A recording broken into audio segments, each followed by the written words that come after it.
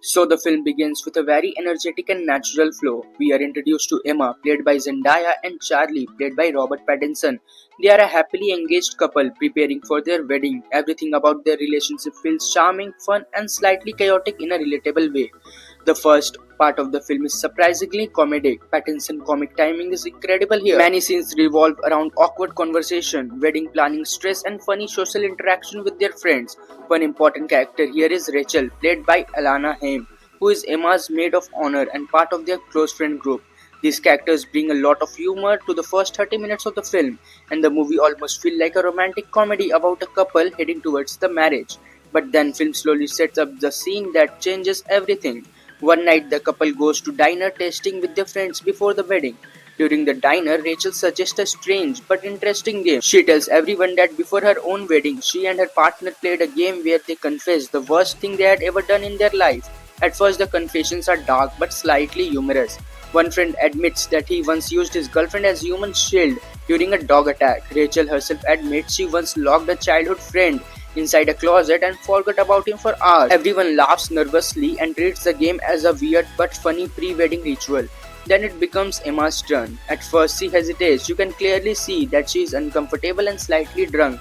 The atmosphere becomes tense. And then she says something that completely changes the entire movie. Emma confessed that when she was 15 years old, she had planned a school shooting.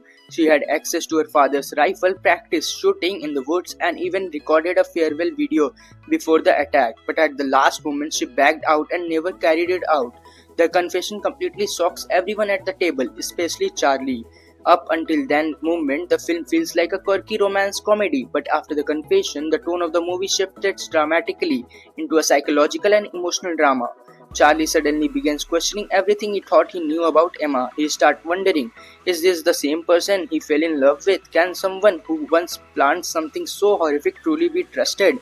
Emma tries to explain that she was lonely and bullied teenager who was struggling with anger and isolation. She insists that she never went through with it and then she had completely changed since then.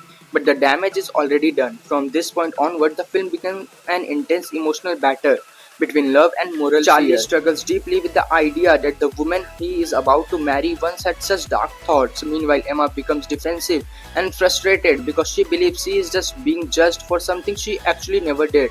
The movie then explores a very uncomfortable question. Can you still love someone after learning the darkest thing about their past? The tension keeps increasing as the wedding approaches.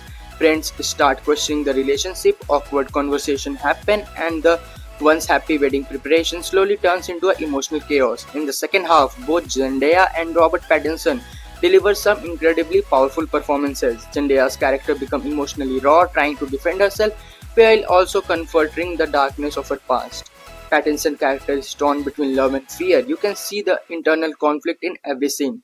The film eventually builds up towards the final emotional confrontation where the couple must decide whether their relationship can survive the truth, and the film never gives a simple answer. Instead of turning into typical happy ending or dramatic breakup, the movie leaves the audience thinking about a deeper question. Are the people defined by the worst thing they almost did or by the choices they ultimately made?